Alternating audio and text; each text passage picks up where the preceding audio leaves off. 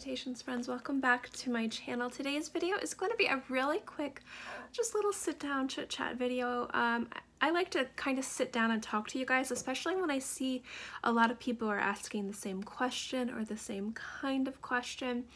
And it goes across all platforms. Maybe I see them on other people's videos, if I see them on Facebook groups, on a Fragrantica and things like that. And I just kind of like to sit down and answer those questions in case you guys wanted to know what I think, maybe not. But today I kind of wanted to talk about different types of fragrances in your collection. And I'm not so much talking about like freshies and orientals and evening scents, daytime scents, niche designer.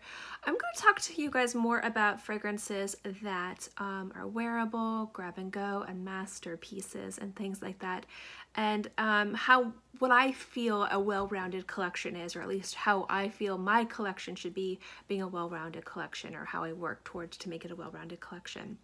So I'm going to specifically kind of talk to you guys about the two opposite ends of the spectrum, which are masterpieces and also fragrances that are boring, but you just kind of reach for because they fill a need. So figure let's chat about this. Some of you guys have asked on my previous videos, it's at least 3 times people have asked, what is a masterpiece? What is a masterpiece fragrance? And the thing is that cannot be really kind of definitive by one person. I can't sit here and say this fragrance is a masterpiece, because to me it might be, but to somebody else it wouldn't be. So in my mind, a masterpiece is a holy grail. It is a fragrance that is just, it speaks to your soul, it speaks to your heart. It is amazingly crafted, amazingly blended, considered timeless to some degree, and it's just overall just absolutely amazing. Fragrances like that in my collection are Sycamore, the Eau de Toilette from Chanel, definitely Armani Privé Rose d'Arabie, and I could even in some cases even say fragrances like Aqua Universalis Forte from Francis Kirk John, just to me, because it does speak to me on a nostalgic level and an emotional level.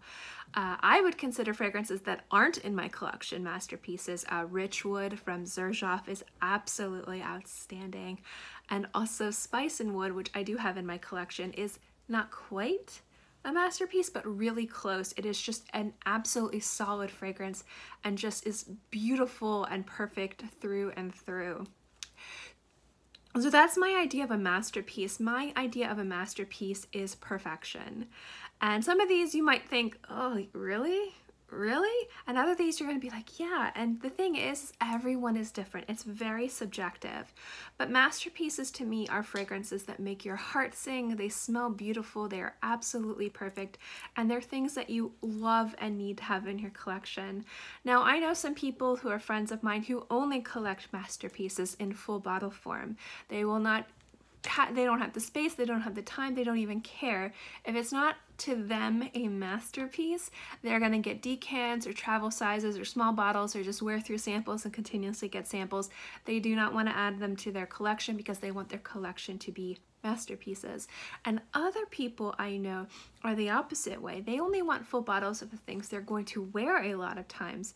In a lot of cases, fragrances that would be considered masterpieces are probably ridiculously expensive. Now, not everyone is going to think that. Some people are going to think Sauvage is a masterpiece. Some people are going to think Acqua di Gio. Some people are going to think some drugstore fragrances. It's really completely all subjective. So a lot of times people, when they buy a full bottle, they're like, why would I spend this ridiculous amount of money on fragrance if I'm only going to wear it for special occasions, when I could get this bottle and I'm going to wear it every single day? It might not be my super favorite, but it works really nicely in the office, or my husband likes it, or things like that. And so I'll get a full bottle of this because I'm going to wear this more. I mean, it's different. Everybody is different. So that's kind of like what I wanted to talk to you guys about, is how do you build a collection? Where do you make your decisions? And for me, when it comes down to it, is with my collection, and my collection is on the smaller side in comparison to other people on YouTube who do fragrance reviews and other people within the fragrance community. Full bottles, I have around between 350 and 400. I haven't done account since I've started selling. I haven't done accounts since I've added a bunch of new things, but full bottles, I have just around 350 to 400. And you're going to be like, that's a lot. And it is, absolutely. But a lot of people in this, who was it? Was it Ashton? I think it was Ashton in one of his videos a long time ago, was like, I counted my bottles and I thought I would have like 500, but I had like 900. You know, like we lose track. You lose track after a while.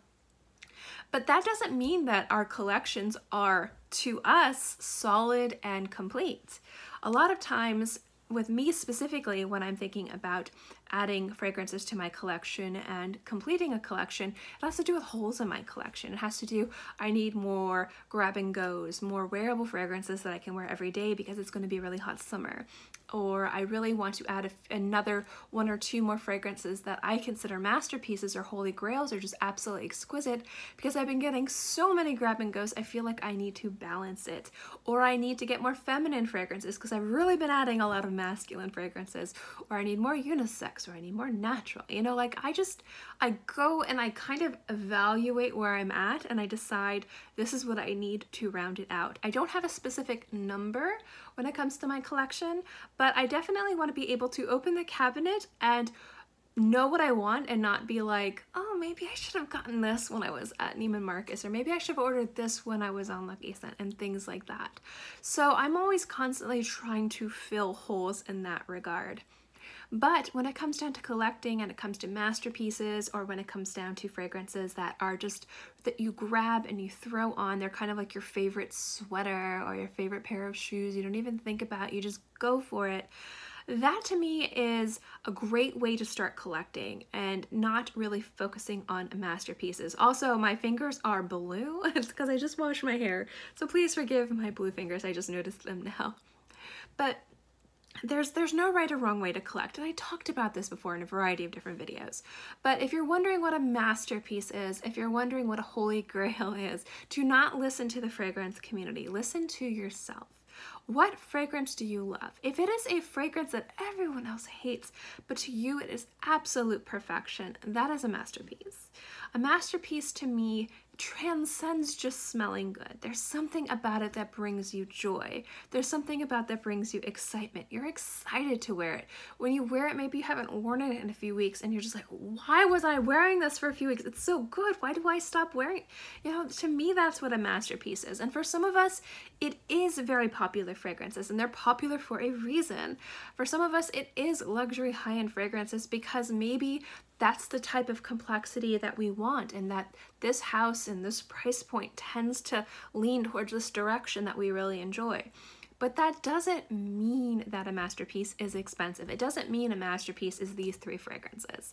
It doesn't mean that a masterpiece is, you know, community approved. Those are more kind of like legendary or cult fragrances. Think like Aventus and Sauvage and things like that. But when you're talking about masterpieces, to me, it's like a piece of art. Art is subjective. Art is in the eye of the beholder. Everyone's going to look at it differently. You could look at a painting and be like, I don't understand why people like it.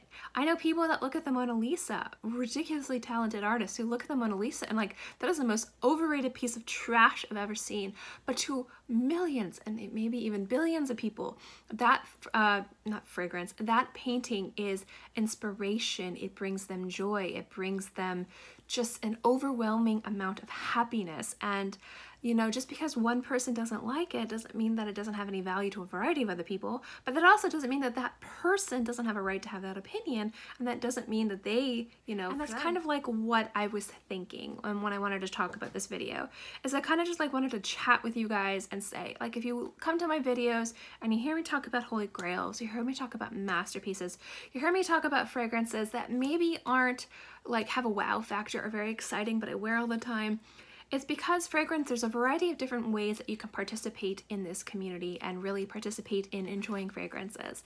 And it doesn't have to just be one way or the other. It doesn't have to be what you wear day to day. It also doesn't have to be the crazy amazing fragrances out there that are like, you know, on your wish list and oh my gosh, you have to have them. There's no right or wrong way to do this. But if you come to my channel and you're wondering about masterpieces, and I say something's a masterpiece, do understand I'm using my own thoughts, my own experience and my own tastes when it comes to talking about these fragrances. So I'm going to talk about things being a masterpieces. I was hoping I didn't say another word. I'm going to talk about these things being holy grails, and that's going to be my opinion. But when it comes down to masterpieces, if you're wondering what those are, just think of your favorite fragrance, and just pretty much that's where you start. Is it your favorite fragrance? Are you excited to wear it? Is it perfect? Does it have no faults? Are you constantly thinking about it like you like to wear it, you wish you wore it that day instead of something else, you know? Maybe not constantly, but to me, that's what a masterpiece is. To me, that's what a holy grail fragrance is. It's perfection in fragrance form. So it can be anything. It can be any price point. It can be from a designer, niche, luxury, dupe, clone, drugstore. I mean, it can be anything. So I know this video was all over the place. I, kind of like wanted to talk about this a little bit. I just thought it might be fun to sit down and like chat, because I like talking to you guys like this about things like this. So yeah, that's my thoughts on masterpieces. I have mine. Some of mine I'm very emotionally invested in, and that kind of adds to their perfection. And some of them are just, to me, the pinnacles of creation when it comes to fragrance. And others I maybe consider more not exciting, just, fragrances I have lying around, but I wear all the time because they work in my environment. So yeah, I figured I'd sit down and talk to you guys, and I don't really know how to end this video, so I'm just gonna end this here. I'd love to know what your guys' thoughts are. What are your guys' thoughts on this? Do you think masterpieces are specific fragrances, like only these? Or are you under the mindset that it can be anything? I mean, no, there's no right or wrong answer to this, so I'd love to know what you guys think. I'd also like to know what fragrances that you guys consider masterpieces, or even fragrances that you don't really think are exciting, but you wear all the time because they work for you in your environment. Let me know in the comment section below. As always, guys, thank you so much for stopping by, and I'll see you next time. Bye.